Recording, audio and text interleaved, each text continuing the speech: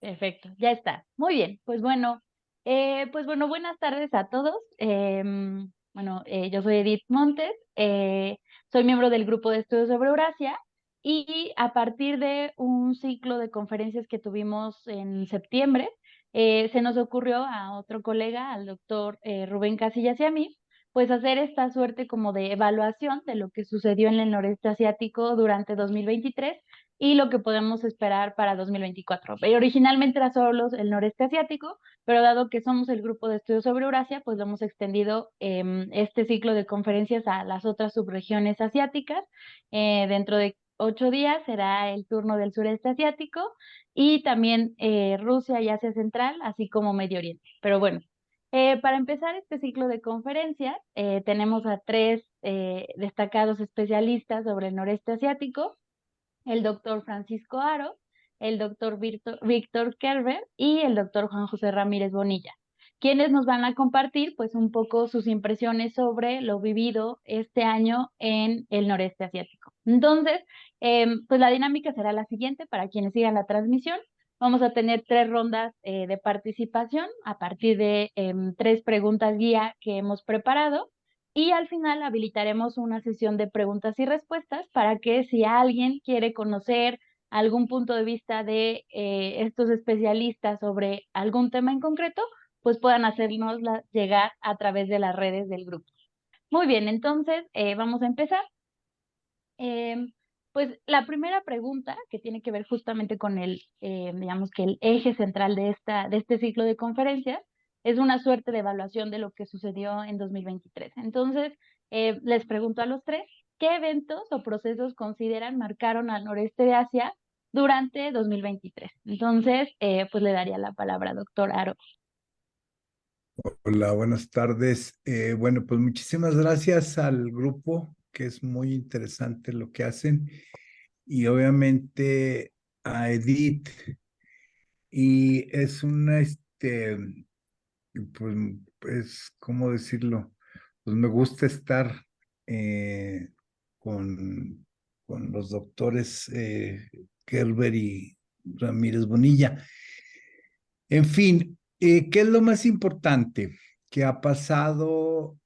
Bueno, primero, que es más o menos normal, los niveles de incertidumbre que existen respecto a muchas cosas.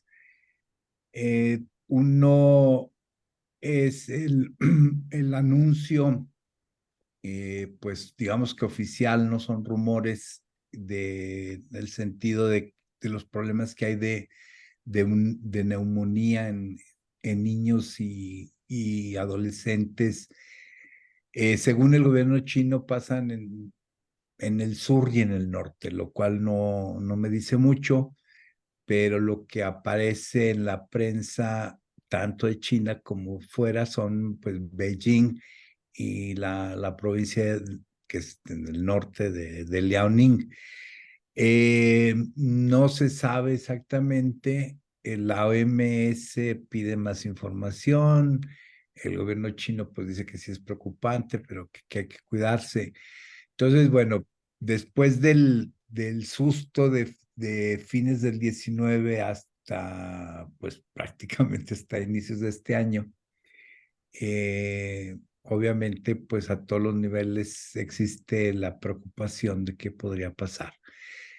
La situación no es la misma, hay muchas vacunas, ya pasamos, se supone que aprendimos de la experiencia, etcétera, etcétera. Entonces está digamos, ese nubarrón ahí de la, del virus que ha mutado.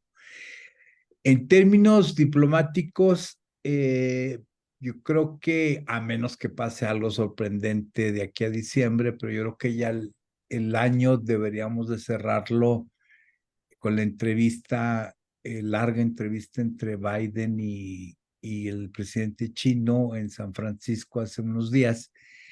Eh, a mí bueno, habría que leer de nuevo, hay dos discursos, el discurso que da respecto a la reunión de Biden y otro discurso que da ante empresarios de Estados Unidos, ante pues simpatizantes del gobierno, amigos de China, pues los dos son, digamos que la misma moneda, las dos caras, son muy interesantes ambos, van dirigidos a diferente público, pero vamos, a final de cuentas se trata de la misma historia. Yo lo que me detendría aquí es en un punto bueno, en un par de puntos del discurso en relación a la reunión con Biden, que es muy claro, no debería de haber equivocación en el sentido de que lo que el gobierno chino, en voz del presidente, plantea pues repartámonos el mundo, o sea, no hay ningún problema, sí, no debería de haber ningún conflicto porque hay espacio para ambos. Y en ese sentido, a mí me gusta, por decirlo de alguna manera, me gusta más el discurso de Xi que el de Biden, porque el discurso de Xi, pues lo hicieron de manera muy seria, está muy bien estructurado y además tiene una serie de propuestas que, que son, pues resultan interesantes. Ahí ya hay cosas menores, ¿no? Alrededor de esto, por ejemplo, el fentanilo, unas horas después de que leyera este discurso el presidente, el gobierno chino sacó un aviso de algunas medidas que iba a tomar en relación al fentanilo. Pues es un huesito, ¿no? Para que se entretengan. No se ha hablado gran cosa de esto. No sé bien por qué, no entiendo cómo funciona, pero lo interesante pues es que ahí está. Y volviendo al discurso, pues es eso, pues lo que plantea el gobierno chino.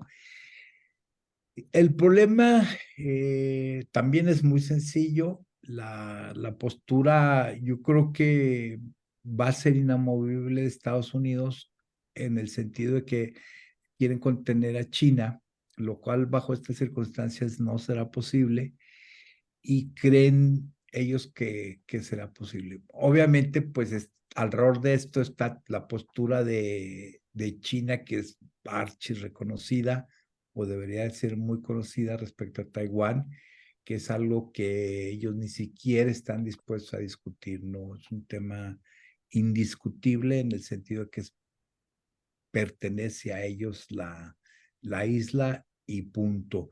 Y bueno, pues está el tema de Ucrania, está el tema obviamente, de Palestina. Moviéndonos espacialmente hacia propiamente a lo que es el este de Asia, y hay que considerar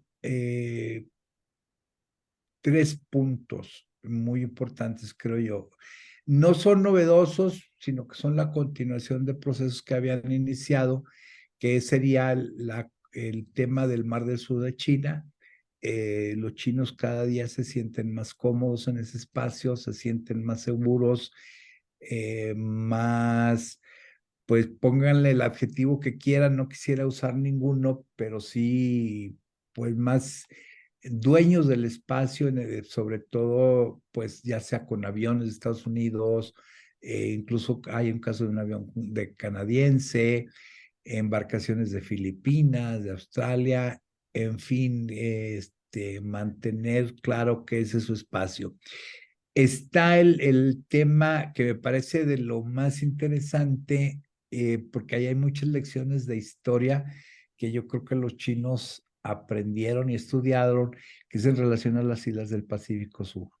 Entonces, a diferencia de lo que habría hecho Japón, pues todos recordamos el asunto de Pearl Harbor, pues los chinos están haciendo más que nada una guerra de posiciones, están cubriendo los espacios poco a poco, con muchísimo dinero, mucha presión diplomática y disputándole la influencia diplomática y de cooperación principalmente a Australia, pero obviamente a Estados Unidos, pues que sería el hegemón.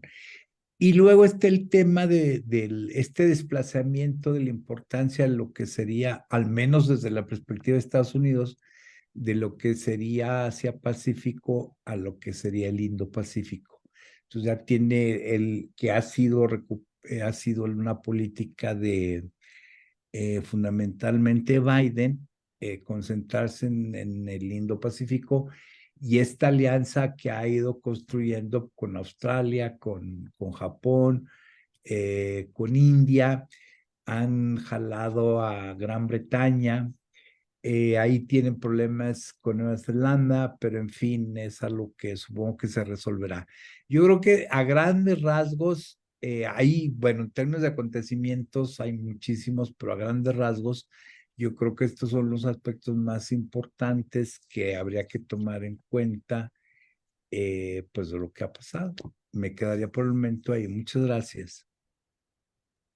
Ok, muchísimas gracias, doctor. Pues yo creo que nos da varios elementos que también seguramente van a retomar el doctor Kerber y el doctor Ramírez Bonilla, porque me parece que en efecto son los más relevantes o los que más destacaron durante 2023, pero también es importante como recordar estas cuestiones que en realidad son también ya históricas, ¿no? O que en realidad no son como coyunturas propiamente de este año. Muy bien, pues bueno, entonces ahora sería su turno, doctor Kerber. ¿Qué tal? Muy buenas tardes. Me da mucho gusto compartir este panel con Francisco Aro, con Juan José Ramírez Bonilla, y gracias por la invitación, Edith. Eh, Bien, yo coincido desde luego que China es un factor ya determinante de muchos procesos. Eh, China ya no es nada más un jugador regional, ya es un jugador mundial, y mucho de lo que se define en Beijing está siendo monitoreado y afecta a otras regiones. El noreste de Asia, como una región en sí, tiene sus particularidades y creo que es acertado tratar de concentrarnos en esta región en particular, pues por una razón muy simple. Ahí coinfluyen varias potencias nucleares. Está China, ya lo mencionamos, pero está ya Corea del Norte, que ha surgido, emergido ya como un país con armamento nuclear, con armas químicas incluso. Está Rusia, que aunque su concentración a veces está más sobre el lado europeo, no deja de ser un jugador importante dentro del contexto asiático. Y desde luego está Japón. Hablaremos un momento más sobre el papel de Japón y Estados Unidos. Entonces es una zona muy interesante por este hecho, por esta confluencia de grandes potencias. Si ampliamos el panorama, también Taiwán y Hong Kong serían parte de esta subregión. Pero bueno, sí quisiera enfocar mi interés en tres puntos que destacaron en el año que está por terminar y que seguramente pues tendrán algún otro impacto en el año subsiguiente. Bueno, Taiwán sigue siendo una, una posición importante para Estados Unidos, pero para China también. Entonces, los desarrollos que se den en Taiwán seguirán siendo foco de atención de varios de los que están participando en esta región y de los analistas. ¿Qué ha pasado? Después de la pandemia ha proseguido la reorganización post-pandemia de, de los países que conforman la región. Hubo una gran pérdida de seres humanos. Japón perdió 19.500 personas. China reporta 60.000, pueden ser más, pero sí ha habido una lesión importante por ese lado. Y lo interesante es la recomposición que están haciendo cada uno de estos países por tratarse de adaptarse a una nueva era. Creo que sí dejó alguna lección la pandemia. Lo que veremos en adelante es pues políticas encaminadas hacia cómo enfrentar situaciones similares. Ahora ya se habla de otra amenaza con otra influenza. En fin, si alguna lección ha dejado también la pandemia a partir de la experiencia de estos países, pues ha sido que la sortearon con cierto éxito. Si pensamos que son países muy poblados, eh, el número de bajas pues no es comparable incluso con las bajas que se dieron en otra región, inclusive en México, donde sí tuvimos un número de muertos muy elevado. Entonces, esto es lo que pasó en el 2023, la pospandemia. Luego, hubo un aspecto interesante, las secuelas que dejó el derrame de material radioactivo de la central nuclear de Fukushima, que fue en 2011, pero que hasta ahora seguimos sintiendo secuelas de esto. Llevó a Japón a tomar la decisión, la empresa TEPCO, que es la que administra esta central nuclear, de derramar, liberar eh, aguas contaminadas, aguas tratadas supuestamente, en el mar regional, el mar de Japón. Y esto también ha generado mucha incomodidad, porque aunque había una cierta supervisión por el Instituto Internacional de Energía Atómica, la agencia internacional, la realidad es que existen todavía dudas sobre los efectos en mediano plazo que pueda tener este derrame de aguas. Y finalmente, para concluir, las fricciones que se están dando desde tiempo atrás y que se siguen dando.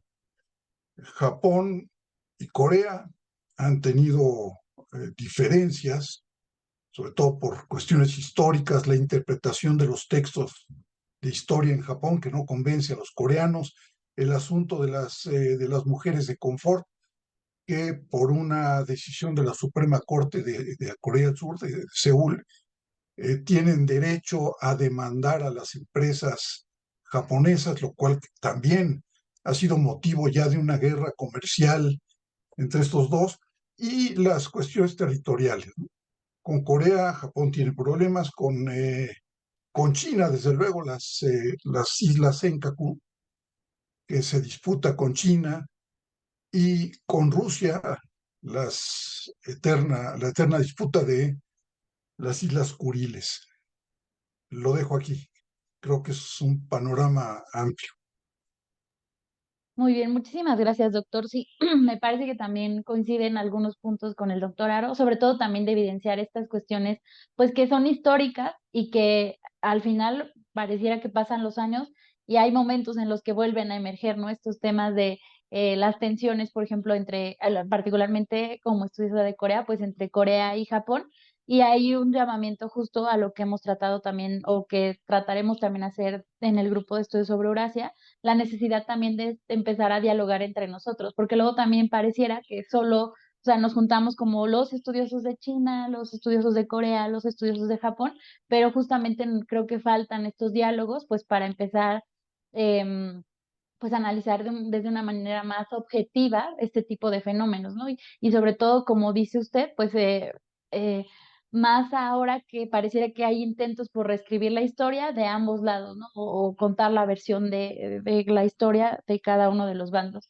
Y bueno, y las tensiones que justamente, bueno, y que impactaron, o que estas cuestiones históricas tienen un impacto en coyunturas como justamente el vaciado de estas aguas radioactivas hace unos meses. Muy bien, pues bueno, entonces ahora ya terminaríamos esta primera ronda con la intervención del doctor Ramírez Bonilla.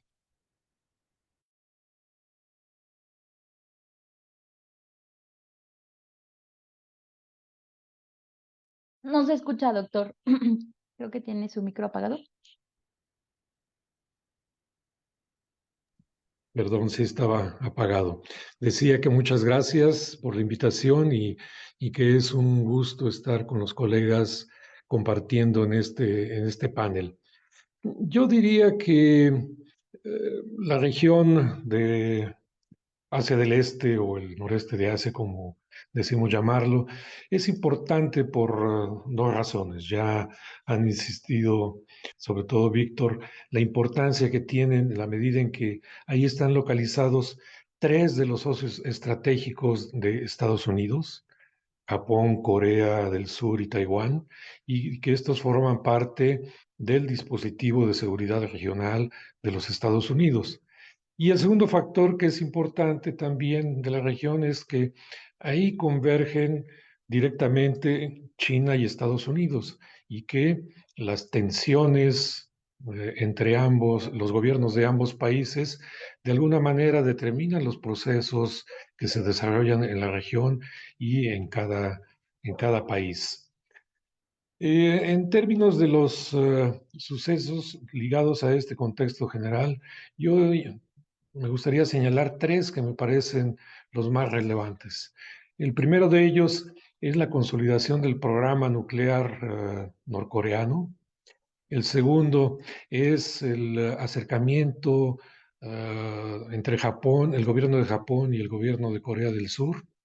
Y una, este acercamiento podemos considerarlo como un preámbulo para el establecimiento de una alianza tripartita entre Estados Unidos, Japón y Corea del Sur. Estos son tres acontecimientos que me parecen fundamentales.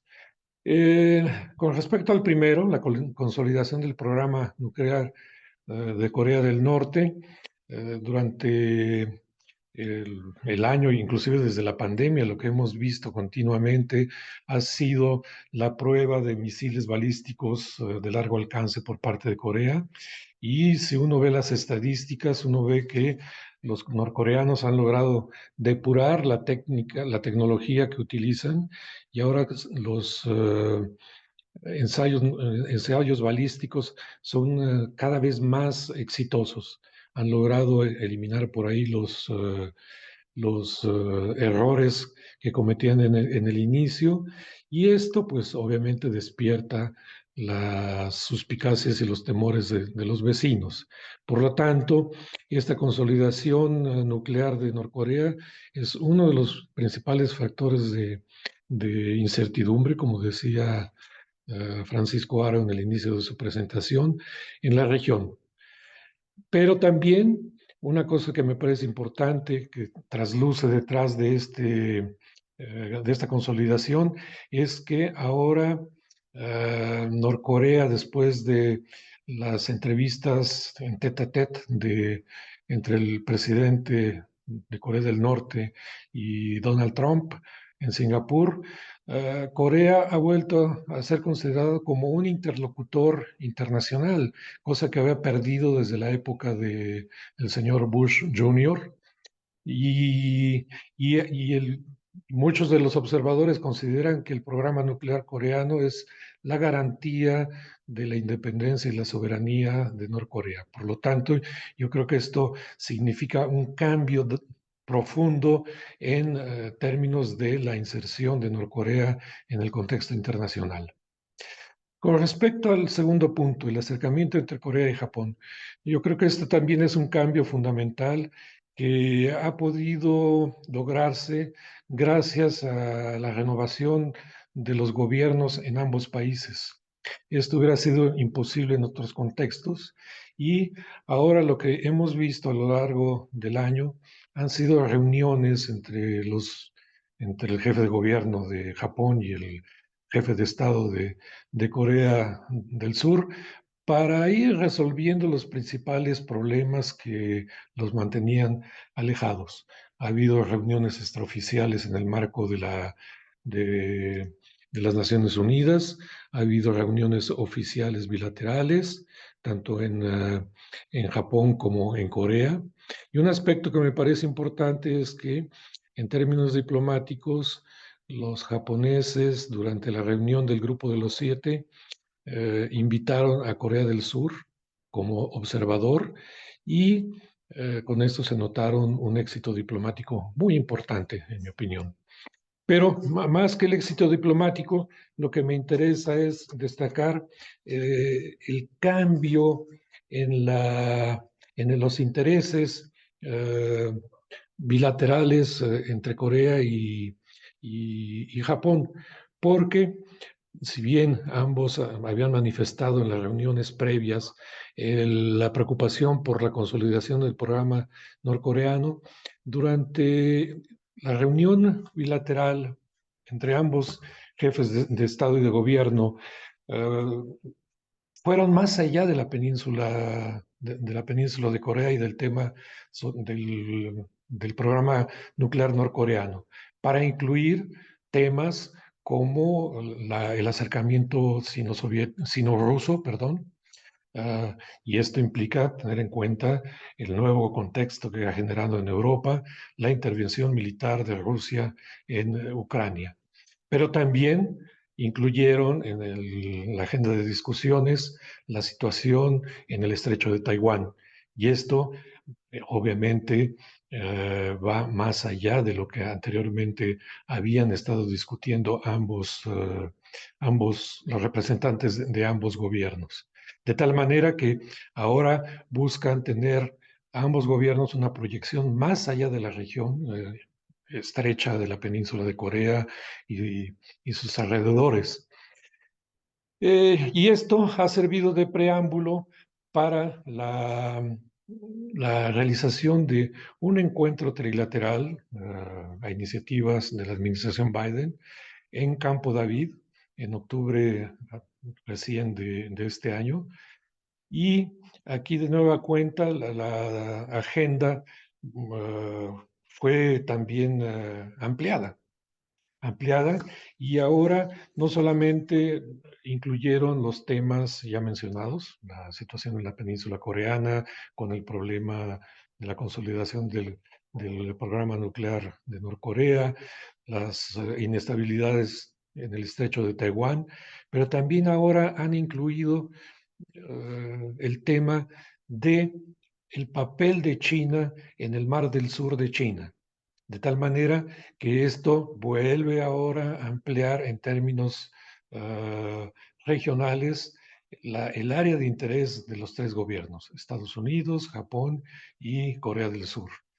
Y esto, obviamente, es un cambio importante que me parece importantísimo en términos de la política exterior estadounidense, en la medida en que Biden ha empezado por fin a modificar la política heredada, la política exterior heredada de la administración Trump, que estaba basada en la bilateralización de las relaciones con sus principales socios, para volver a construir alianzas multilaterales sobre temas de interés para la administración estadounidense.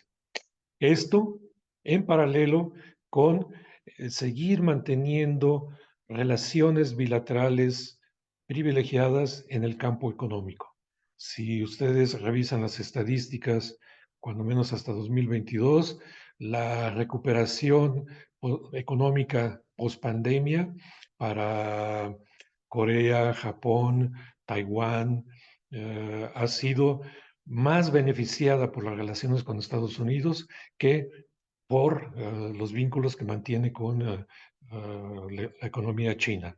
Y de esta manera yo creo que Estados Unidos fortalece sus posiciones en la región y habrá que ver cómo evoluciona la situación en el futuro inmediato.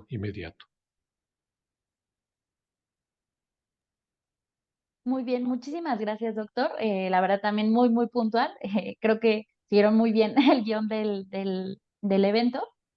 Pues bueno, en general, como ya creo que lo comentaba, creo que el doctor Kerber, pues hay muchísimas siempre cosas que decir, pero me agrada que en el caso de usted y particularmente sobre la península coreana, pues puntualice estos tres elementos que también considero son los más visibles en la agenda de 2023, ¿no? O estas alineaciones o acercamientos, sobre todo entre Corea y Japón, y Corea del Sur y Japón particularmente, dado que pues venía de un deterioro muy significativo de estas relaciones, ¿no? Entonces han cobrado como este dinamismo, aunque hay como estas opiniones escépticas, ¿no? De qué tanto va a lograrse este acercamiento entre estos dos países, porque al final, como ya lo comentaba también el doctor Kerber, pues también están estas cuestiones históricas que no solamente es a nivel gubernamental, sino incluso a nivel de la sociedad, ¿no? Y la presión que ya empiezan a ejercer las sociedades en también tomar cierto partido en las agendas de política exterior. Pero bueno, pues bueno, muchísimas gracias a los tres por estas primeras impresiones sobre lo ocurrido en 2023, los tres muy puntuales y creo que se conectaron muy bien cada una de las intervenciones. Y pues pasaríamos a la siguiente pregunta. Denme un segundo. Denme un segundo. Ahora sí. Entonces, ya teniendo como este panorama general en el que pues se destacan coyunturas, pero también lo que he tratado de remarcar a partir de sus intervenciones, pues estos procesos históricos que atraviesan a esta región, subregión, como queramos llamarla, ¿qué podemos esperar en el noreste de Asia para 2024?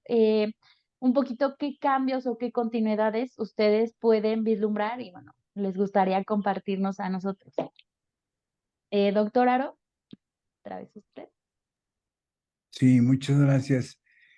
Bueno, yo creo que lo primero que tendríamos que evitar sería no que no sea posible, ¿verdad? Todo es posible, lo hemos visto muchas veces, pero habría que evitar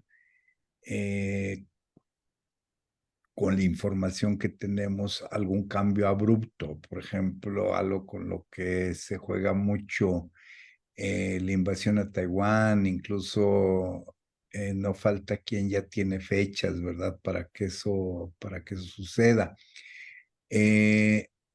No va a pasar en el año que viene y en principio pienso que o sea, obviamente es a lo que es un plan.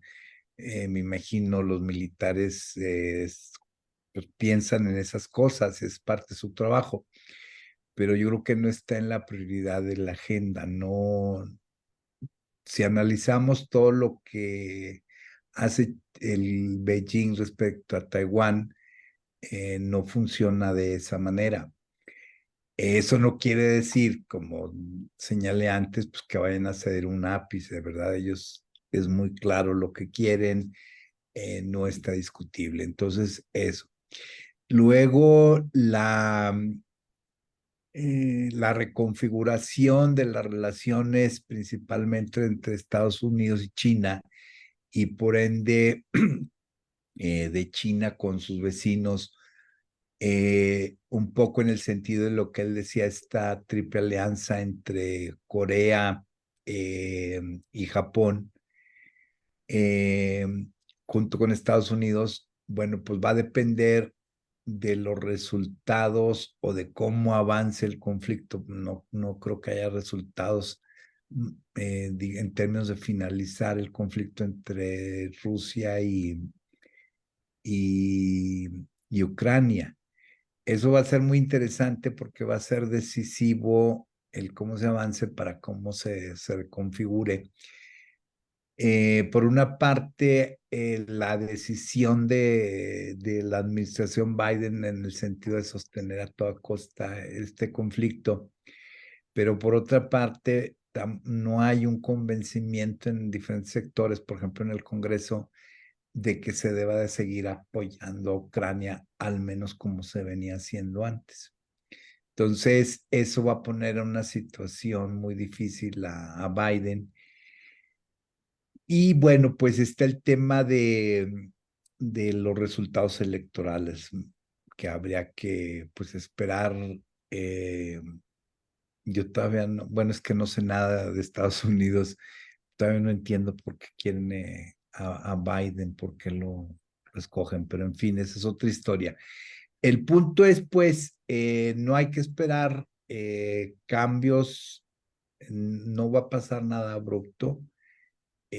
Con la información que tengo, con cómo está los procesos ahorita.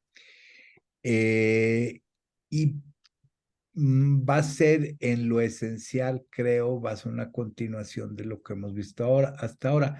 Se me olvidó mencionar el caso de India.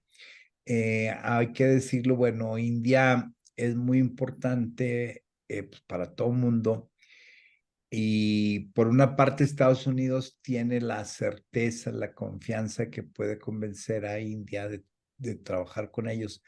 Pero por otra parte, también está todo el proceso histórico de la política exterior de India de seguir un camino independiente, bueno, siempre en conflicto de diferente intensidad con China, pero a veces se acerca a Rusia, a veces se aleja, a veces se acerca a Estados Unidos, a veces se aleja. Y entonces ellos traen su propio juego. Ahora, lo que pudiera estar cambiando es la posibilidad a favor de India de que algunas empresas, algo similar a lo que supuestamente pasa en México, de que algunas empresas que están en China se vayan a India y de que también algunas empresas de Estados Unidos empiezan a comprarle cosas a India.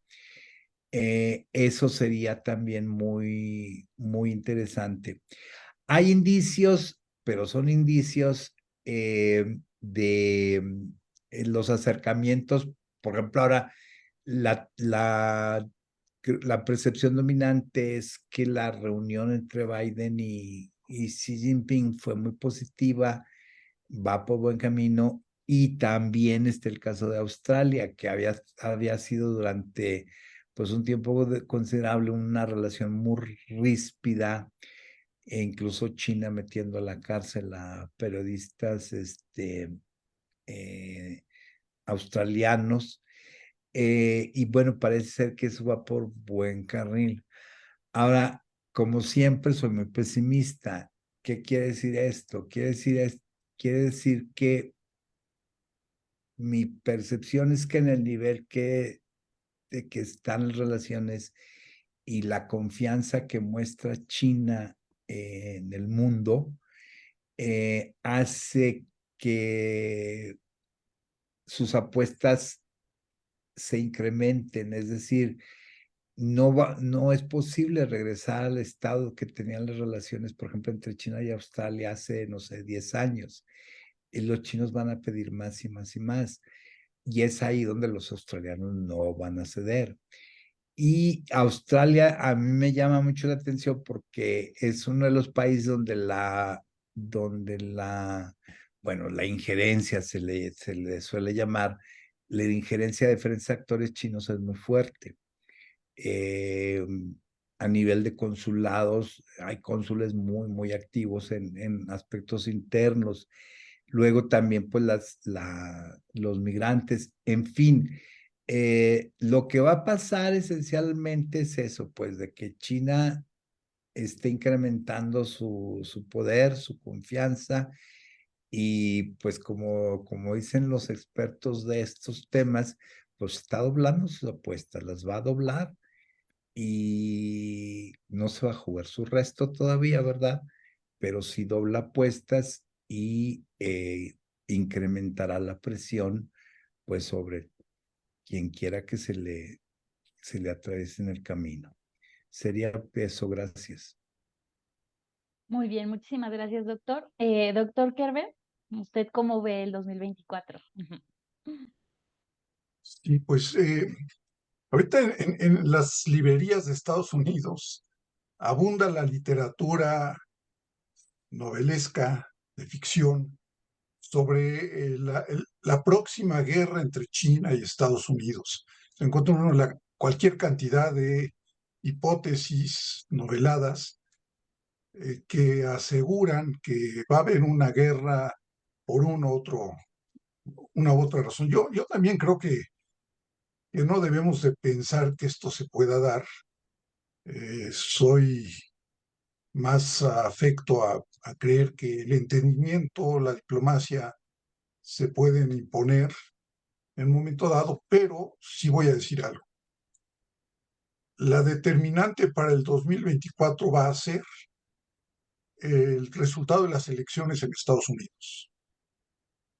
sea, no sabemos si Trump va a ser el candidato del Partido Republicano, pero un enfrentamiento electoral entre Trump y Biden, pues va a ser determinante. Si Biden continúa, podemos esperar que este diálogo que ya se estableció con Xi Jinping siga un cauce positivo. El problema es Donald Trump, que no sabemos exactamente qué puede esperarse de un individuo como él. O si es algún otro republicano, pues creo que a veces son hasta más impredecibles los demás contendientes en el Partido Republicano.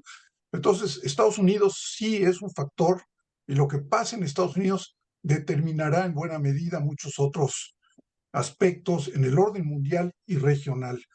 China va a continuar. Xi Jinping es una persona que tiene muy clara su estrategia de expansión. Es un verdadero líder en el sentido de que tiene claros sus objetivos y seguramente la participación de China en distintos escenarios mundiales, regionales también, pues va a ser algo que se vea todavía más claro en este año que viene.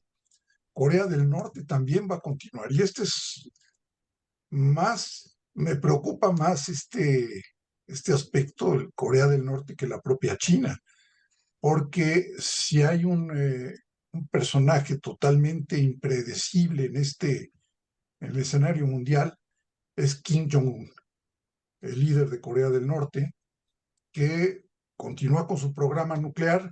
Ya lanzaron un satélite espía al espacio, los coreanos del norte, y entonces esto también complica la situación regional.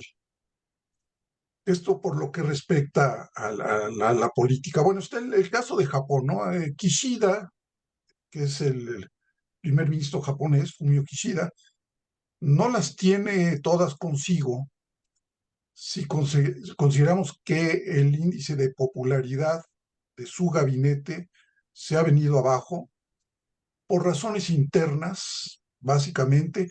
Tuvo un momento así de esplendor cuando organizó el G7 en Hiroshima y bueno, se retrató al lado de los grandes estadistas del momento, pero después de eso ha habido una serie de situaciones vinculadas con políticas domésticas que lo han llevado a ser cada vez más impopular. Entonces lo que puedo esperar es que, bueno, si no sabe repuntar Kishida en las preferencias, pudiera haber cambios en la conducción del país en el año que viene. Lo aventuro nada más como una posibilidad porque no hay elementos certeros. Lo que sí es cierto es que el problema del cambio climático es un gran problema para todos. Y este es un tema que va a seguir en la agenda de los países de esta región, en todo el mundo. Los objetivos de G 2030, que son para el desarrollo sustentable, no se han logrado. Aquí el peso de los países del noreste asiático es importante, las emisiones de carbono que tiene China, el propio Estados Unidos, bueno, tiene una responsabilidad muy alta. Entonces, veremos qué se hace al respecto, porque esto ya es un aspecto crítico que debe de importarle a todo el mundo y básicamente a estas naciones que están emitiendo contaminantes al medio ambiente. Son así temas importantes, todo lo que se deriva del cambio climático, la falta de agua, la pobreza, el hambre, la educación con calidad, en fin, todos estos subtemas de la Agenda 2030 son importantes para el año que viene. Básicamente sería esto. Yo creo que tenemos un panorama interesante. Muchísimas gracias. Justo a propósito de este tema que comenta, Bueno, en el grupo hemos identificado que pues por ahora creo que nos hemos enfocado, bueno, primero decir que este año cumplimos 5 años de existencia, entonces también este es como parte de los últimos eventos que estamos organizando en este aniversario.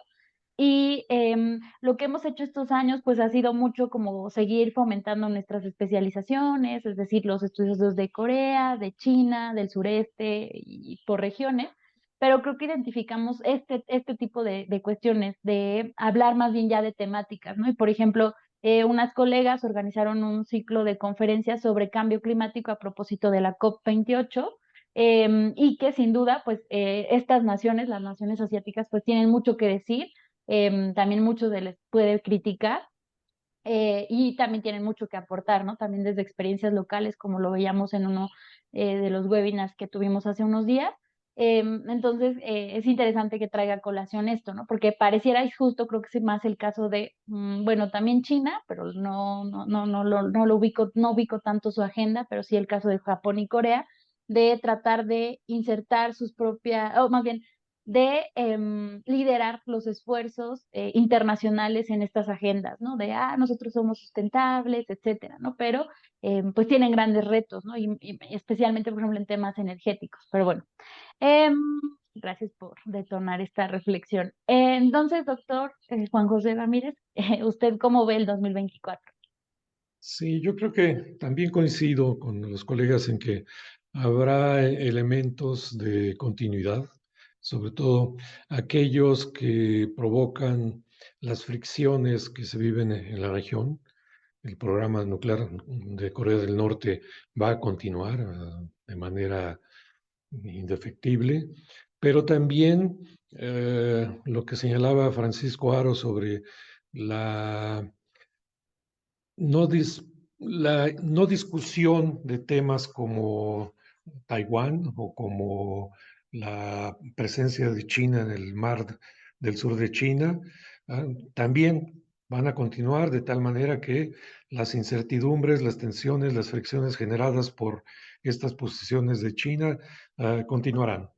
Y esto, obviamente, nos lleva a lo que señalaba Víctor sobre las continuidades que garantizan los sistemas políticos en China, de China y de Corea del Sur. Y yo creo que esto es uno de los factores que podríamos decir constituyen una ventaja competitiva de estos países con respecto a las democracias occidentales, porque pues la permanencia de líderes a lo largo del tiempo garantiza la continuidad, mientras que en las democracias la permanencia de los dirigentes está sujeto a los cambios en las preferencias electorales.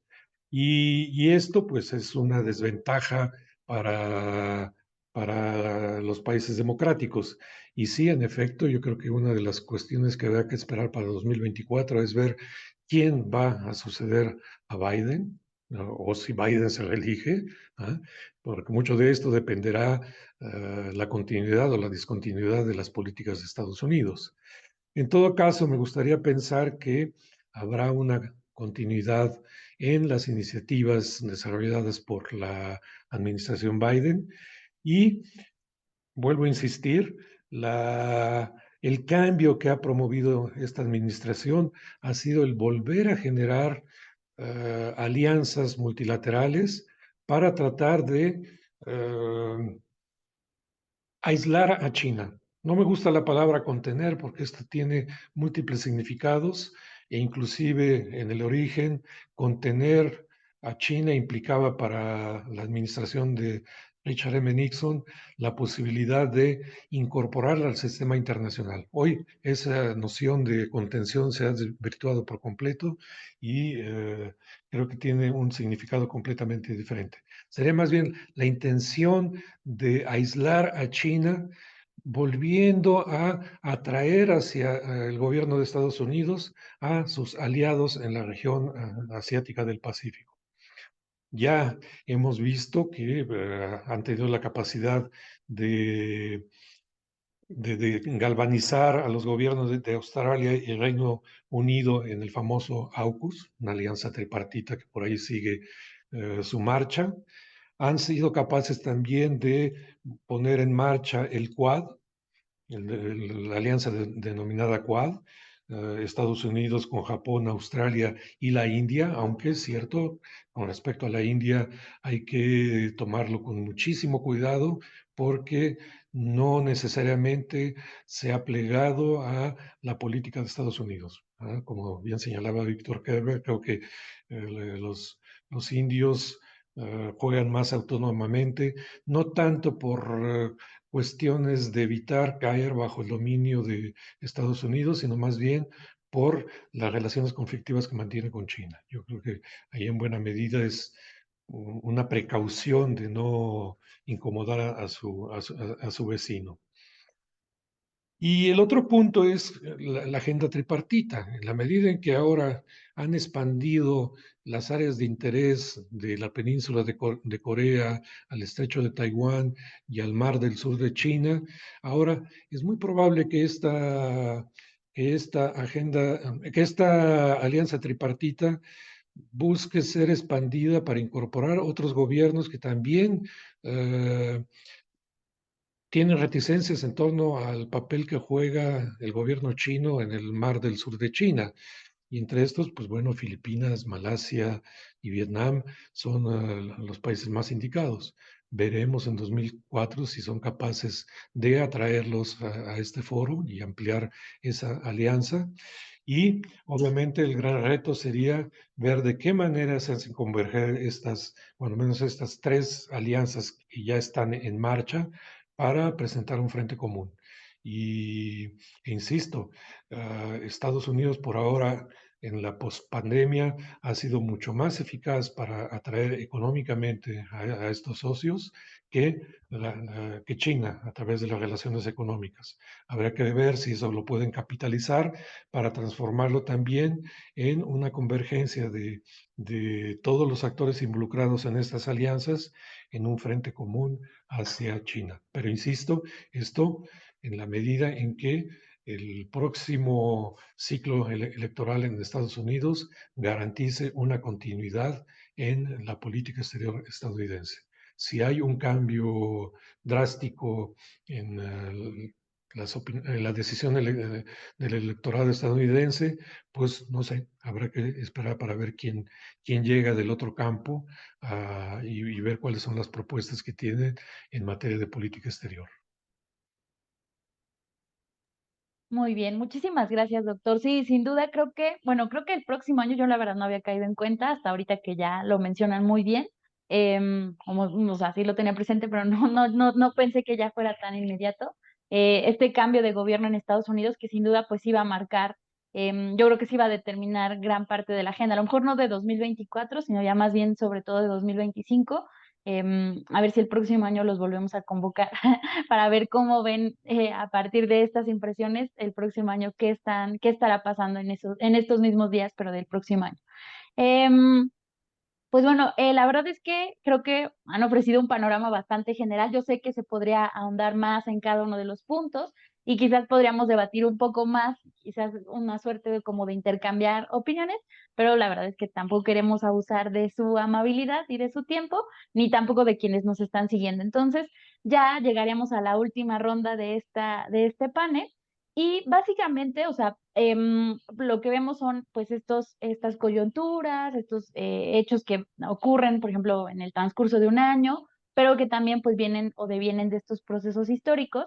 Y pues lamentablemente como estudiosos de esta región pues no nos podemos dar abasto para estudiar todo, ¿no? Entonces, pues siempre he dicho, es la invitación para que los jóvenes sigan este tipo de líneas de investigación o se animen a investigar más sobre estos temas o sobre estos aspectos que acaban de comentar de manera muy general a propósito de este análisis de este año y de lo que esperamos para el próximo. Entonces, segundo. La última parte es un poquito reflexionar, o más bien es una invitación para que ustedes como especialistas en esta región nos compartan sus impresiones sobre cómo consideran que están los estudios en México sobre el noreste de Asia Es decir, a lo mejor sí hay tendencias que nos estamos decantando por más análisis históricos o más contemporáneos o coyunturales, y cómo podríamos o hacia dónde tendría que ir la agenda de estudios sobre el noreste asiático en México. Doctor Aro. Pues esta es la parte más difícil de la sesión. Bueno, primero porque no conozco todo lo que se hace. Segundo, pues porque sería, bueno, va a ser muy subjetivo lo que diga. Yo creo que, bueno, tenemos muchísimos problemas. Seguramente Juan José recordará que cuando hicimos el libro de la historia de las relaciones de México con Asia, explícitamente Mercedes de Vega nos pidió que hiciéramos pues propuestas, ¿sí? No solamente el análisis de la historia de las relaciones de México con esa parte del mundo, sino nosotros como expertos que sugeríamos para mejorar. Bueno, ahí está ese texto y pues, yo creo que pusimos, o todo lo que está ahí, nadie podría estar en contra, al contrario, nos diría que nos quedamos cortos, que habría que poner más cosas. Entonces,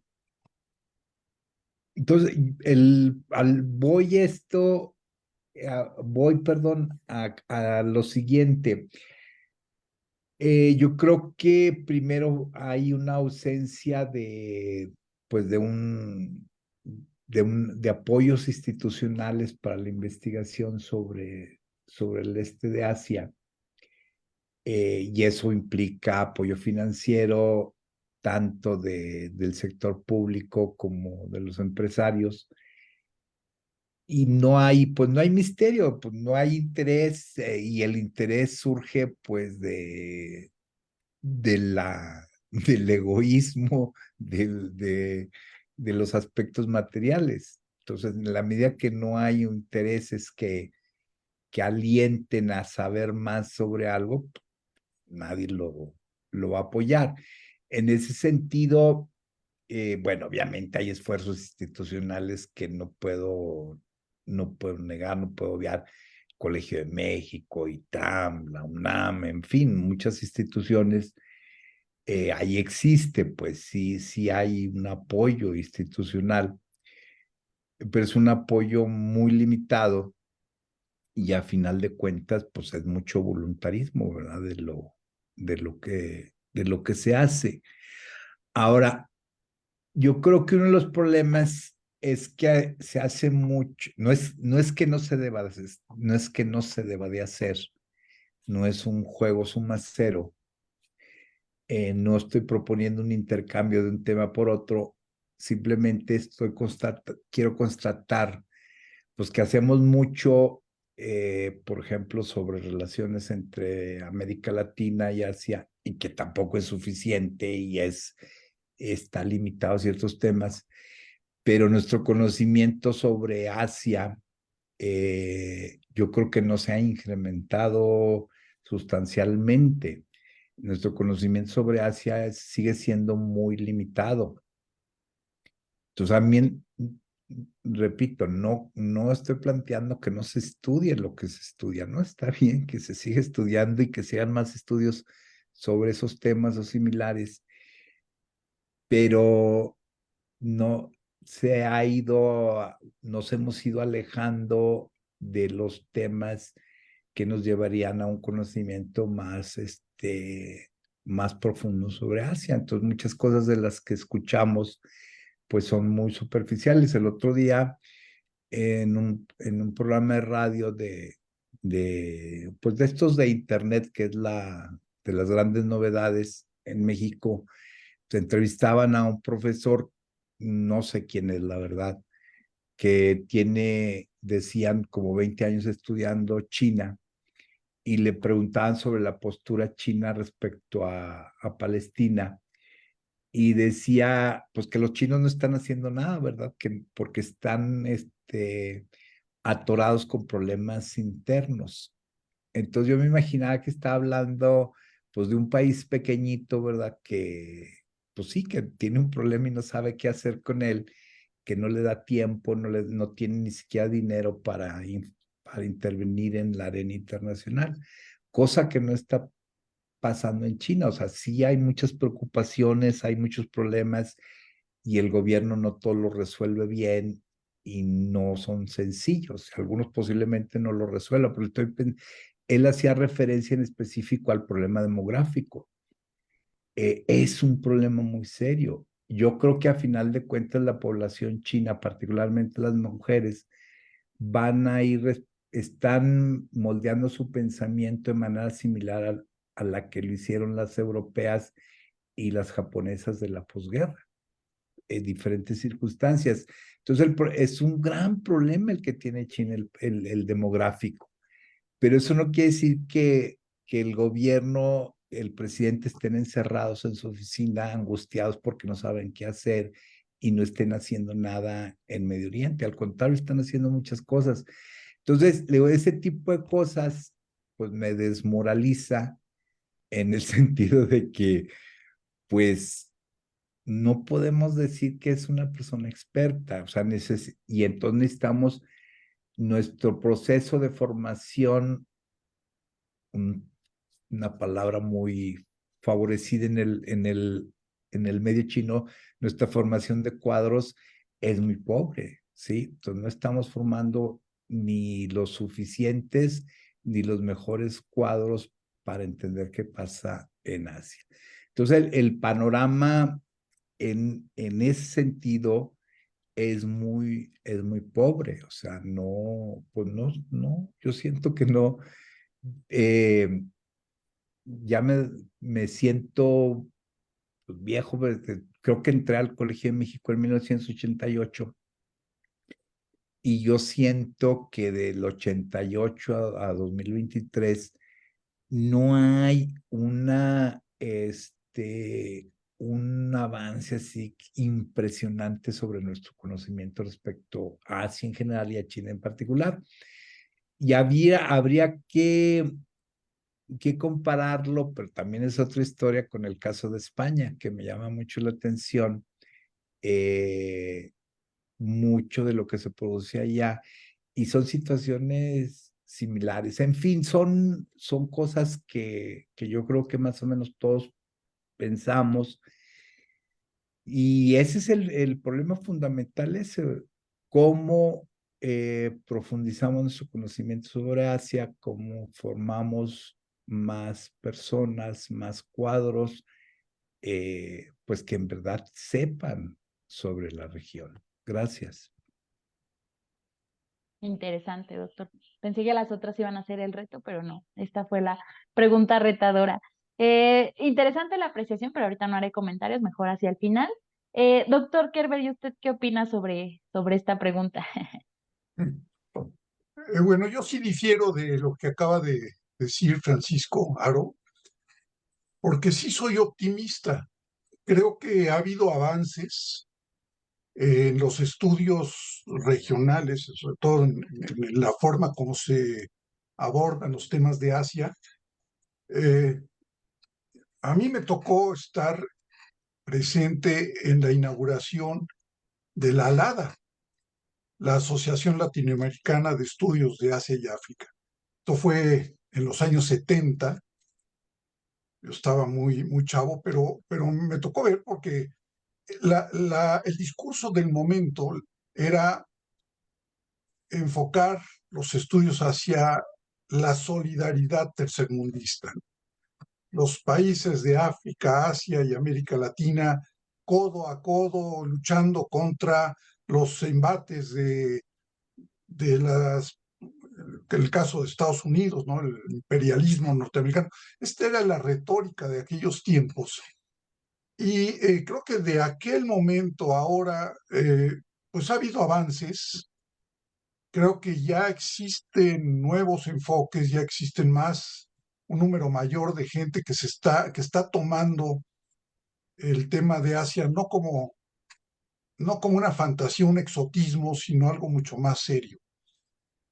Entonces, lo que sí creo es que todavía hay mucho por hacer.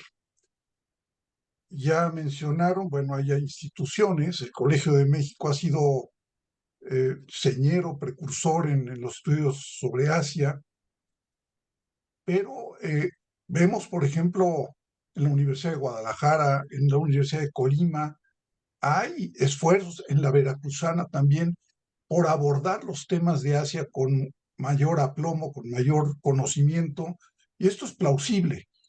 Me voy más lejos. En el Instituto Mexicano de Estudios Estratégicos y de Defensa Nacional, que es de la Secretaría de la Defensa, también se están haciendo estudios. A mí me sorprendió el nivel de conocimiento que ya tienen los cuadros militares de México sobre la geopolítica en las regiones de Asia. Entonces, vamos, a lo mejor no hay una coordinación de algún aparato que esté por encima de todo, pero sí se están haciendo esfuerzos y hay resultados. Hay incluso publicaciones que son periódicas. La Universidad de Guadalajara tiene su publicación sobre México y la cuenca del Pacífico. La de Colima tiene otra publicación. En Baja California también existe un foro donde se están dirimiendo temas. Entonces, lo que yo creo que hace falta es,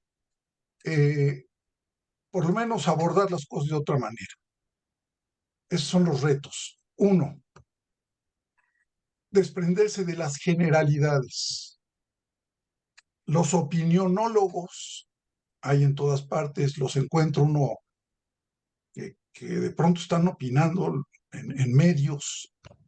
Lo mismo de lo que pasa en Medio Oriente, que lo que pasa en Argentina con el nuevo presidente, que lo que pasa en Centroamérica o en China, en Corea, en fin. Yo creo que los estudiosos de las relaciones internacionales tienen que empezar a abordar los temas con más especialidad, y ahí tenemos una tarea que desempeñar nosotros. Tenemos que emprender un trabajo más de mayor presencia en medios. No todos son estudios especializados. También hay estudios de coyuntura donde la voz de quienes estamos dándole seguimiento a estos temas es importante. Luego, tenemos que depender menos del gobierno. Es decir, si estamos esperando que papá gobierno se fije en los especialistas en este tema, o que la Secretaría de Relaciones Exteriores nos voltee a ver para ver si es importante lo que estamos haciendo, pues creo que hay que olvidarse un poco de esto. Por ejemplo, el Foro para la Cooperación Económica del Pacífico, el PEC, pecó de eso. Pecó. Bueno, el hecho es de que al haber sido tutelado por el gobierno, PEC perdió de pronto su esencia, que era un foro de análisis, de discusión a nivel académico, a nivel incluso de empresarios, y no necesariamente de gobiernos. Entonces eso como que ya se ha retomado. Hay un esfuerzo ya de PEC México por, sí, tenemos la vinculación con gobierno, pero los estudiosos están haciendo un trabajo loable, a mi modo de ver. Y finalmente, tenemos que desprendernos también, no depender tanto de los estudios que vienen de Estados Unidos y Europa. O sea, seguimos siendo eurocentristas y anglocentristas en ese sentido. Y si dicen en Washington algo, pues lo tomamos como cierto. Si en Washington dicen que los chinos están penetrando a través de todos sus medios el ambiente mundial y que hay que tener cuidado, bueno, nosotros lo tomamos con la misma tesitura. Yo creo que tenemos que hacer nuestros propios análisis y evaluar, hacer un valor más desde nuestra perspectiva sobre los pros y contras que tiene cada jugador en el ámbito internacional.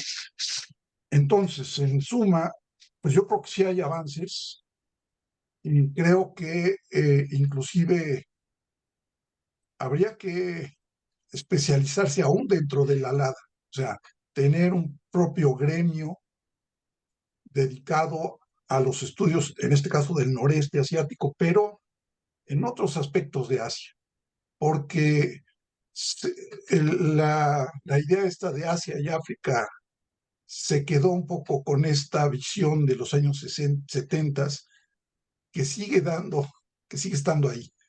Sería mi crítica, pero en fin, creo que hay mucho que se puede hacer, hay horizontes y por eso digo que soy más positivo en este aspecto.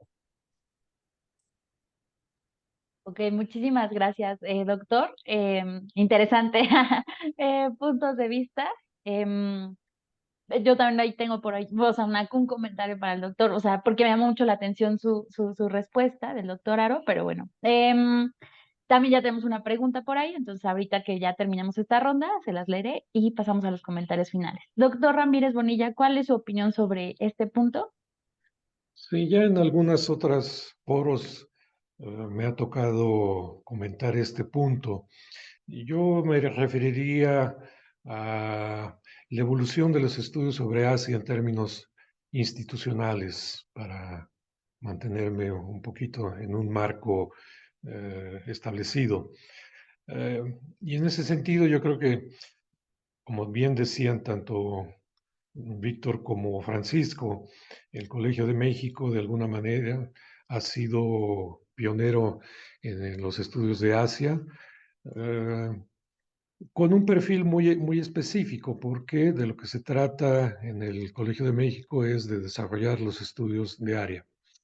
Esto, por supuesto, tiende a cambiar en cuanto a la orientación, y habrá que ver en qué sentido progresa ahora, pero cuando menos ya desde hace, qué sé yo, unos 20 años, la transición generacional en el Centro de Estudios de Asia y África va por un camino relativamente diferente al que había seguido hasta entonces en el desarrollo de los estudios de área. Pero trabajando en el Colegio de México me ha tocado ver cómo se han desarrollado los estudios sobre la región asiática del Pacífico en otras instituciones. E incluso he sido actor de esa diversificación.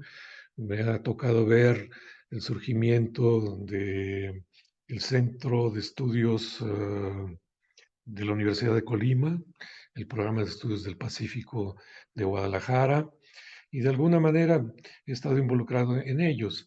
Y creo que la novedad de estas iniciativas en su momento era que dejaban de lado los estudios de área para concentrarse en lo que podríamos llamar de manera genérica estudios regionales, eh, especializándose ya sea en países de la región o en los foros regionales inclusive. En buena medida, algunas de estas iniciativas surgieron a partir del momento en que México participó como miembro de PEC y más tarde como miembro de APEC, de tal manera que hay por ahí sí factores externos que han incitado a las instituciones mexicanas a promover los estudios regionales en sus instituciones específicas. Y uno de los aspectos que diferencian esta segunda ola de estudios sobre Asia es que se tratan más bien de enfoques disciplinares, a diferencia de los estudios regionales que originalmente se hacían en el Colegio de México. Un tercer movimiento ha sido más reciente y en esto la iniciativa del GESE tiene como antecedente el CIMEC, el cual tiene ya prácticamente 8 años de estar en funcionamiento. El GESE, tú bien lo decías, están cumpliendo su 5.º año y celebrando su 5.º año, pero estas son iniciativas de jóvenes que que se han especializado en países y temas de Asia y que se encuentran en los entresijos de las instituciones, sin necesariamente tener plenamente una pertenencia institucional, sino que más bien buscan hacerse de un espacio académico propio, y eso me parece una iniciativa novedosa e interesante. Y creo que estamos en presencia de estas tres corrientes en torno a, digamos, formaciones institucionales muy diferentes, pero que están interesadas también en temas asiáticos. Luego, yo creo que es cierto lo que decía Francisco Aro. Una de las cuestiones, uno de los grandes retos que tenemos es el poder generar conocimiento académico y buscar dejar de lado ah, estas perspectivas generales, superficiales, propias de los medios de comunicación, pero no de una actividad académica seria, sólida y de largo plazo. Y yo creo que ese es el gran reto, ya sea que participes en un programa de estudios de área, uno de estudios regionales o uno como el grupo de ustedes, lo importante es con qué seriedad abordamos las temáticas y hasta qué punto estamos dispuestos a involucrarnos en el desarrollo de los estudios que emprendamos a lo largo del tiempo y no tomarlo solamente como una moda pasajera porque ahora está en los medios y vamos a salir en la televisión o nos van a ofrecer un espacio en algún periódico, qué sé yo. ¿Ah? Y esto pues obviamente es una cuestión también de vocación, digamos, individual, pero también conjugada con los perfiles de las instituciones a las cuales estamos adscritos. Yo creo que en todo caso ese es uno de los grandes retos. Yo diferiría con Víctor Kerber sobre el punto de la independencia con respecto al gobierno, porque a fin de cuentas, como instituciones públicas, la mayoría de las nuestras abocadas a los estudios de Asia, dependemos necesariamente de los fondos gubernamentales para el desarrollo de las actividades. Y lo que hemos visto, cuando menos en lo que nos ha tocado experimentar con los diferentes cambios de gobierno, son diferentes intereses gubernamentales con respecto a Asia. Y cuando el interés es grande, es posible tener mayores recursos y por lo tanto tener una mayor capacidad para desarrollar los estudios que nos interesan que cuando hay un desinterés por parte del gobierno. Y esto lo hemos resentido durante los últimos 5 años de manera notable, porque no hay necesariamente un interés sobre Asia explícito ni práctico, y por lo tanto la llave de los recursos ha sido cerrada prácticamente para nuevas iniciativas. Y yo creo que sí, un segundo reto al cual habría que añadir efectivamente sería buscar una mayor autonomía con respecto al gobierno, pero lamentablemente por un momento dependemos fundamentalmente de esto. Y, y bueno, yo creo que esos son dos de los grandes retos a los cuales nos vemos confrontados en la actualidad y habría que buscar maneras para afrontarlos de manera eficiente y efectiva. Muy bien, muchísimas gracias a los tres. Bueno, pues ya básicamente terminamos estas rondas de discusión. Muy interesantes puntos de vista. Creo que, como ya se los decía al principio, sintetizaron muy bien lo ocurrido en 2023, un poquito vislumbrar lo que nos espera en 2024, 2025. Y bueno, y esta última pregunta, que sin duda creo que es complicada, yo creo que en sí misma podría dar para una discusión o un panel en sí mismo, pero queríamos aprovechar también para consultarla con ustedes de cuáles son sus puntos de vista sobre el futuro de los estudios asiáticos en México. Pues bueno, ya estaríamos terminando, solamente hubo una duda en el chat que está relacionada con esta última pregunta, Entonces se las leo y ya con esto, si quieren ir ya cerrando comentarios finales y para ya concluir este panel, ¿vale? Entonces, bueno, nos pregunta Jacqueline Briceño, quien es coordinadora del grupo de estudios sobre Eurasia, respecto a la tercera pregunta, ¿cómo podemos establecer redes entre universidades en México y latinoamericanas que permita crear un conocimiento desde el sur global distinto a las narrativas occidentales respecto a estudios regionales, específicamente del noreste de Asia? Entonces, pues esta sería la única pregunta que tendríamos. Y bueno, y la que yo también tendría como inquietud hacia el doctor Aro es, nos comentaba como esta parte de que ya están como desarrolladas los estudios sobre relaciones bilaterales o relaciones de América Latina y Asia, pero hablaba de que se han descuidado como áreas que son más bien formativas para esta suerte como de formación de cuadros especialistas en estudios asiáticos. Entonces, no sé si en esta última intervención podría ahondar un poquito más a qué se refiere, porque creo que ahí está como un poco la clave de su controversial respuesta. ¿A qué se refiere con estas áreas en las que tenemos que incursionar? Sobre todo, bueno, porque esta grabación, bueno, esta es una transmisión, pero la vamos a subir a YouTube para consultas posteriores, pues valdría muchísimo la pena tenerla en el radar e incluso también pues como una suerte de herramienta para los trabajos que hacemos en el grupo de estudios sobre Eurasia o en el Círculo Mexicano de Estudios Coreanos, que ya refería también el doctor Juan José Ramírez Bonilla. Entonces, doctor, tendría su última intervención y así la iré. Bueno, dando. gracias. Primero, respecto a la pregunta de Jacqueline, ahí sí, ya en términos institucionales, yo creo que las mejores respuestas las podríamos obtener de Juan José. Pues toda la experiencia que tiene, en fin, entonces ya le aviento la bolita a él. No es algo que yo sepa. Ahora, digamos, siguiendo en esta tesitura del voluntarismo, pues yo siempre, como todo mundo, ¿verdad? Tengo muchas ideas y podemos buscar la manera de, de inventar algo, ¿verdad? Para hacer cosas. Hay muchísimo que hacer. Bueno, respecto al otro, eso ya es muy complicado. La respuesta, insisto, bueno, pues es una apreciación subjetiva en muchos sentidos y además porque no conozco todo lo que se hace. Primero hay una parte, digamos, esta colonización cultural, un poco lo que decía el doctor Kerber,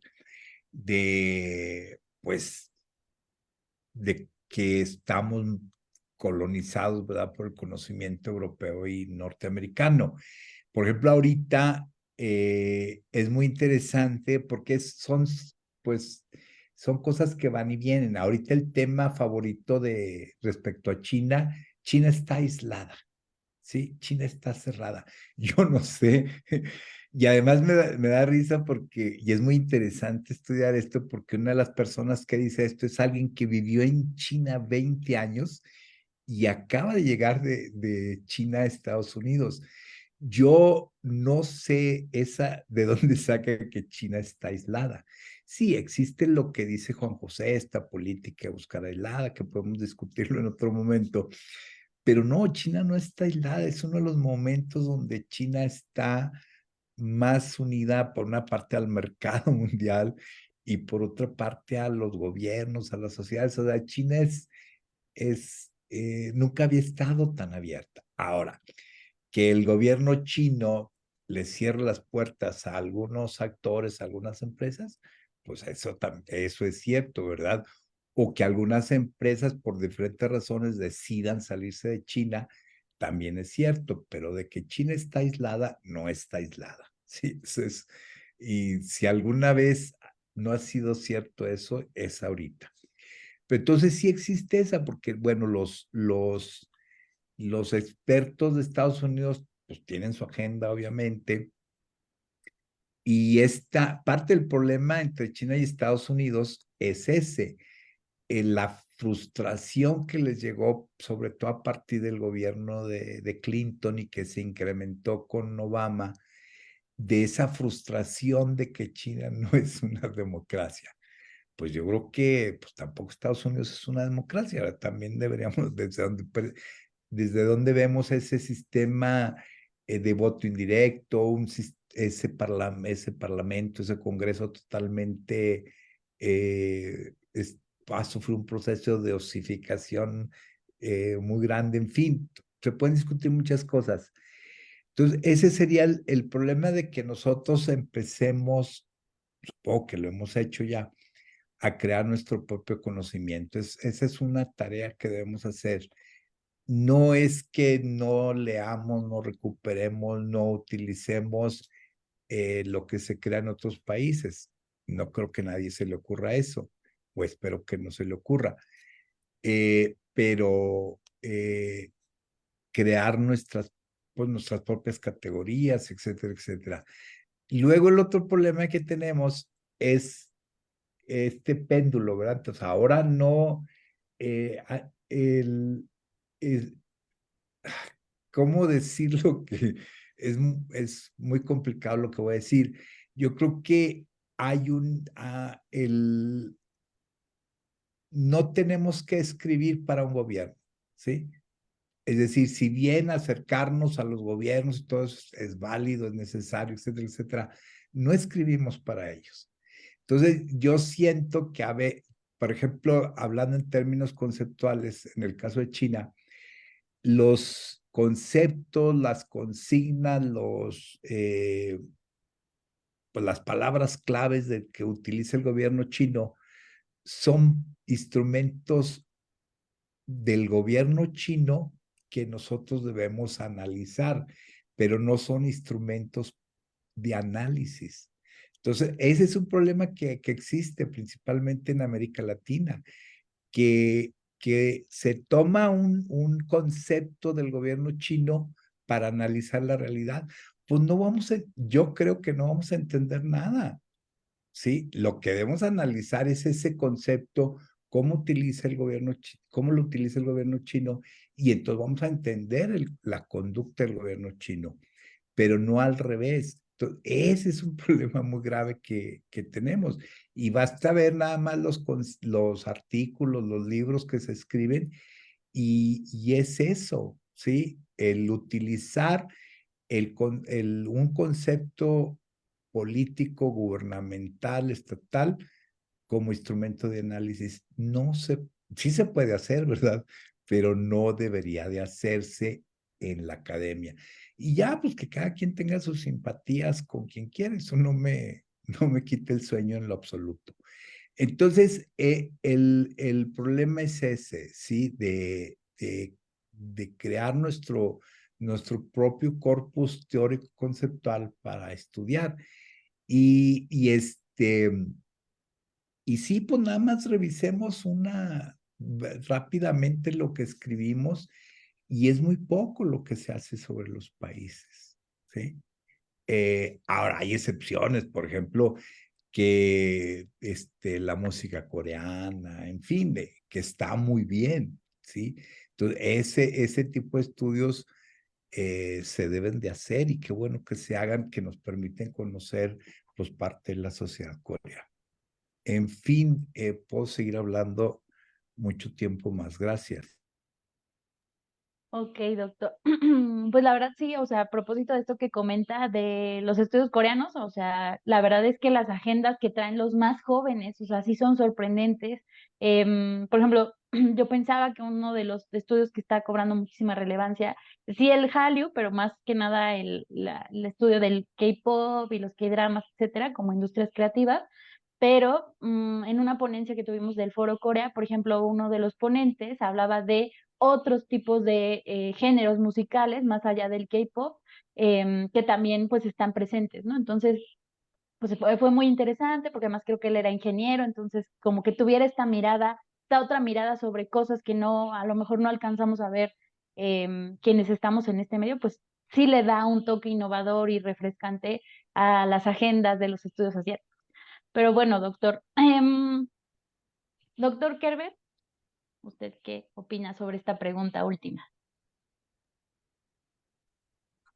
Gracias. Creo que el punto está ahí en establecer redes, establecer redes con otras instituciones y de persona a persona, con otros especialistas. Yo cuando hablaba de depender menos del gobierno, no quería decir romper con el gobierno o negar que los fondos públicos son importantes. Lo que sí veo como un drama a veces es que si CONACYT no ve con buenos ojos un trabajo que se está realizando sobre nuestra área, entonces prácticamente estamos negados de poder avanzar. Y ahí es donde yo digo, tenemos que dejar un poco dejar de lado esta idea de que todo lo es CONACYT o todo lo son los fondos públicos y empezar a ver que también hay fondos privados. El sector privado tiene interés en desarrollar ciertos temas que, bueno, son en atención a cuestiones que les importan a ellos. El sector agropecuario, el sector industrial, el sector servicios, son estudios que el sector privado busca que se desarrollen. Y me voy más allá. Hay muchas fideicomisos, becas que no se aprovechan, hay asociaciones que se desconocen, hay instituciones, hay fundaciones con las que deberíamos de tener más acercamiento. Y del lado asiático las hay. Corea, Japón sigue teniendo mucho interés en que se desarrollen ciertos temas. China ni se diga, con su sesgo, pero lo tienen. Singapur, en Hong Kong lo hay, pero también en Sudamérica, curiosamente, en Colombia, en Argentina, en Chile, hay quienes están haciendo estudios de este tipo y tienen acceso a, pues, a fondos de distintos medios.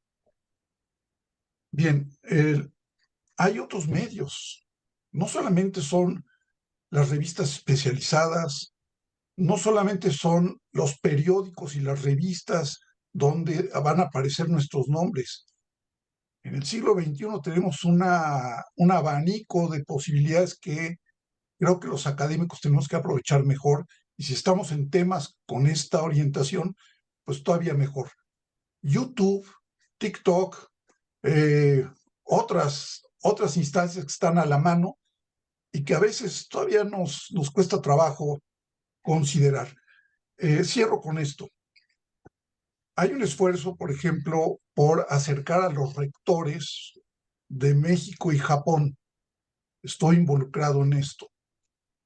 Y me parece muy interesante porque no es solamente el acercamiento para viajes de un lado y de otro, no es turismo académico, se están abordando ya situaciones donde se ve de qué manera se pueden hacer sinergias entre instituciones de México y de Japón.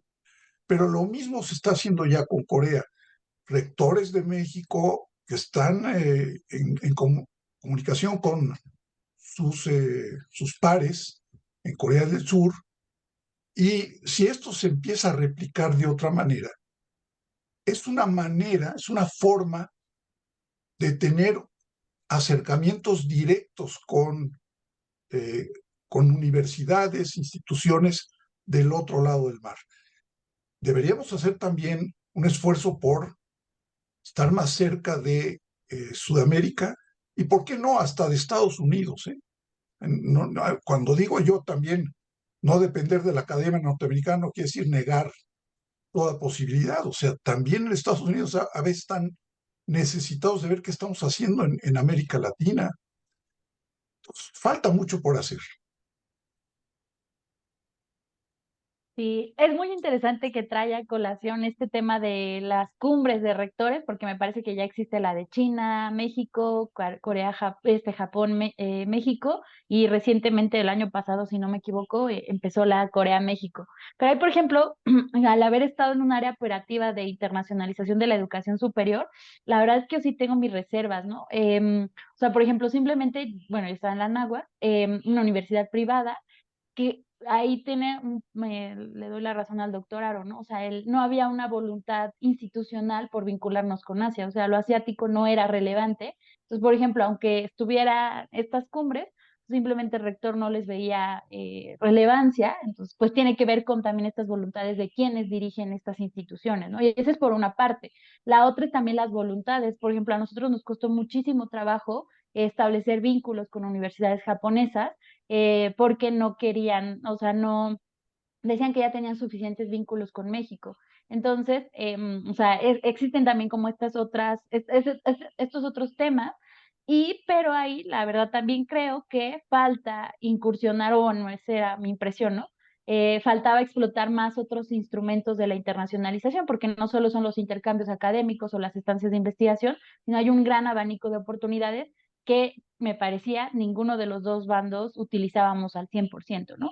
Me llama mucho la atención porque le digo que yo estuve por ahí y verlo en la parte práctica fue muy esclarecedor de por qué pues estamos estancados justo en este tipo de profundización de relaciones.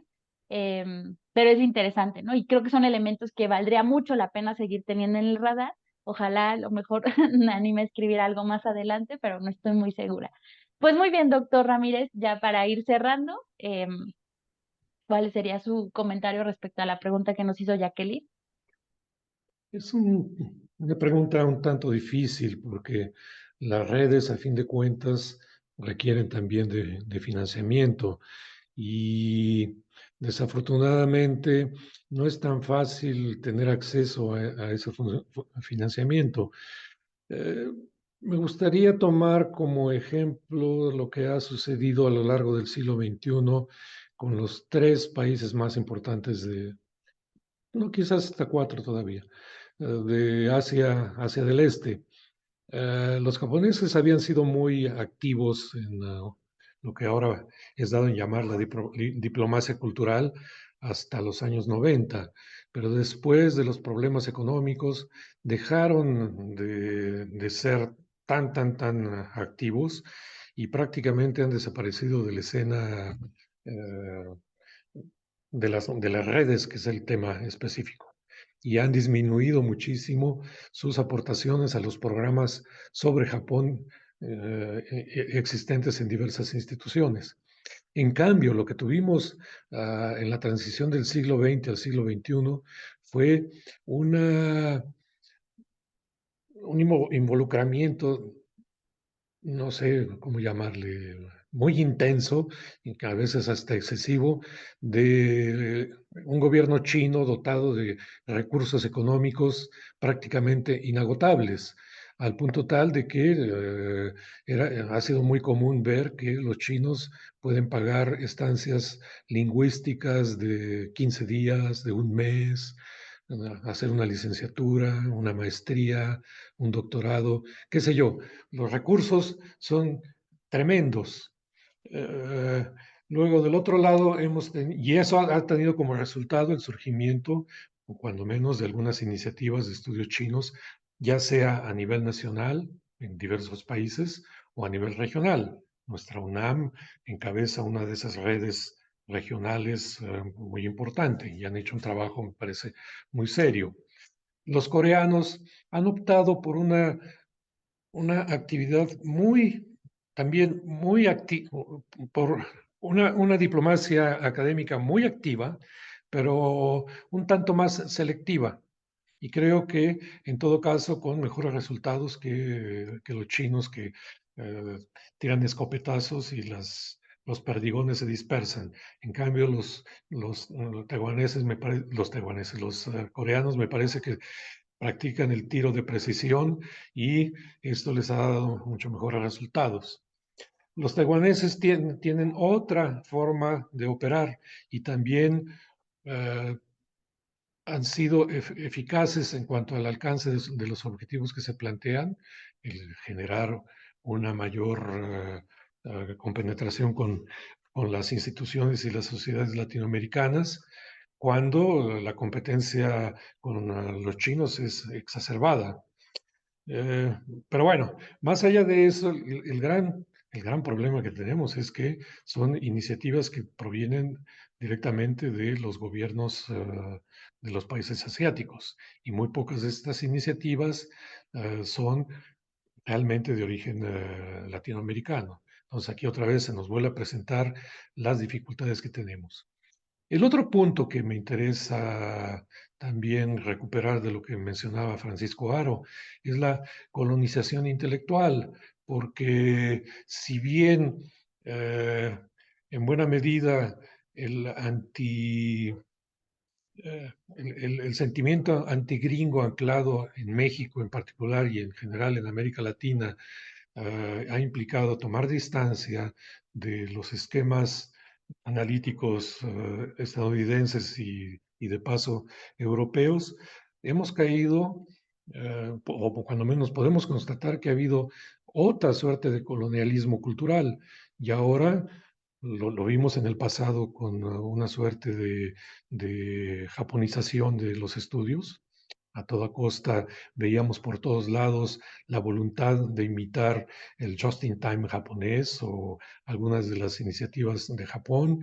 Ahora no es muy alejado o no es infrecuente el hecho de que nos digan, pues hay que imitar el modelo chino, cuando la base del éxito chino es el Partido Comunista Chino, y que me digan en qué país de México, de la América Latina, hay un partido comunista que pueda replicar las políticas del gobierno chino.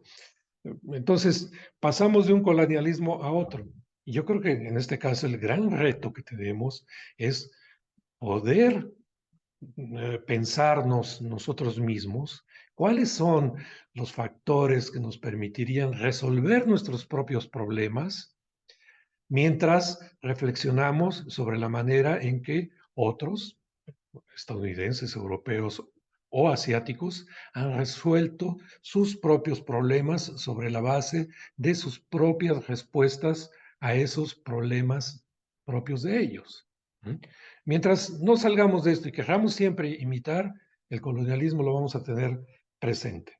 Y yo creo que ese es el gran problema que tenemos y que ha limitado en extremo el desarrollo de los estudios sobre cualquier otra sociedad diferente a la nuestra. Es más, ni siquiera somos capaces de conocernos nosotros mismos todavía. Y yo creo que es importante que aprendamos a hacerlo para encontrar, insisto, soluciones propias a nuestros propios problemas, jamás imitando a los demás. Yo creo que ese es el gran problema.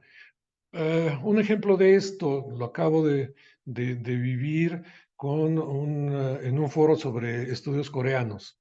Alguien presentaba un estudio sobre la importancia el impacto de los dramas coreanos, pero nos presentaba el tema como si no hubiera antecedentes históricos, cuando las telenovelas mexicanas son importantísimas en el desarrollo de este tipo de espectáculos televisivos, cuando otro antecedente importante son también las telenovelas turcas.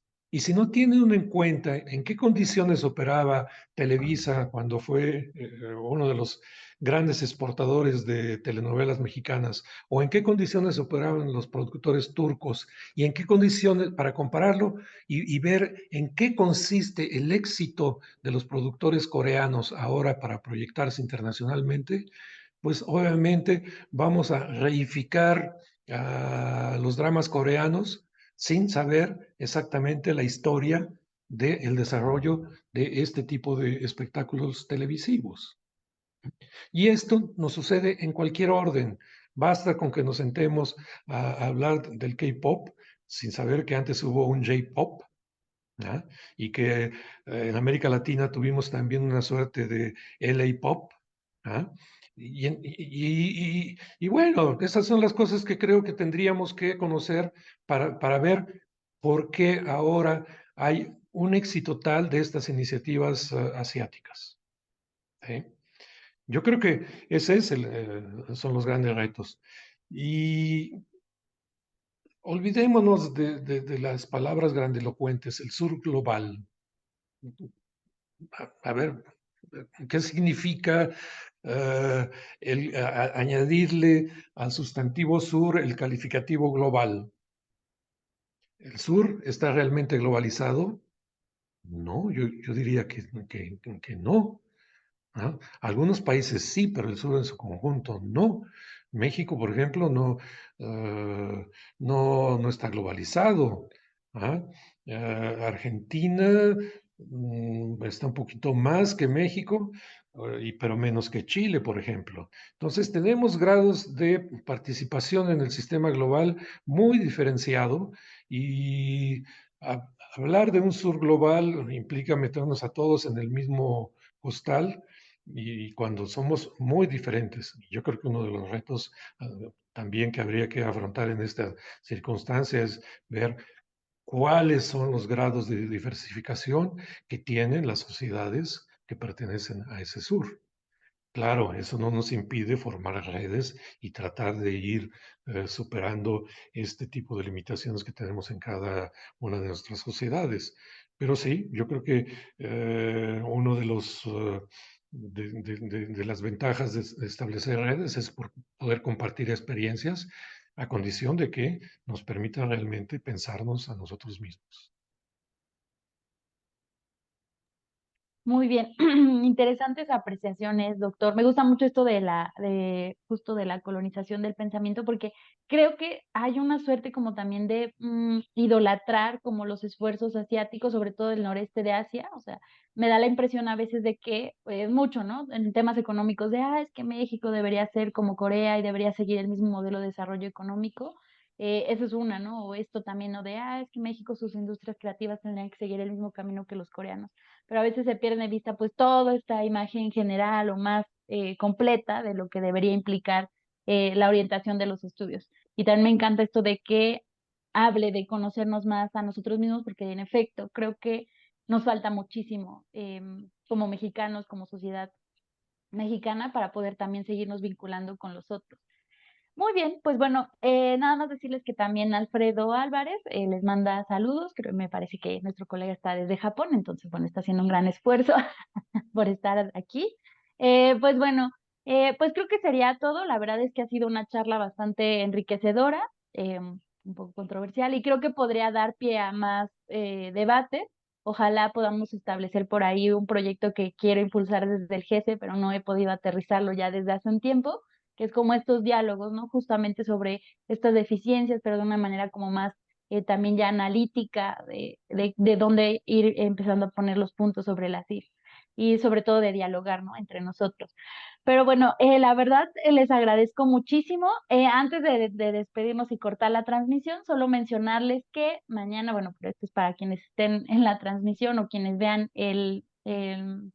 la grabación, que mañana, un segundo, aquí está, mañana tenemos este último, que es la clausura de este webinar que comentaba hace rato, sobre medio ambiente, y decirles que la próxima semana tendremos el siguiente panel sobre este mismo tema, ahora del sureste asiático y con colegas del Colegio de México, y dentro de 2 semanas tendremos el de Rusia y Asia Central, y el de Medio Oriente con destacados embajadores, ex miembros del Servicio Exterior mexicano. Entonces, pues la verdad agradecerles a quienes estuvieron esta tarde, al doctor Francisco Aro, al doctor Víctor Kerber y al doctor Juan José Ramírez Bonilla, sus comentarios, y pues bueno, la verdad es que ha sido una charla bastante interesante y como siempre he aprendido muchísimo de ustedes.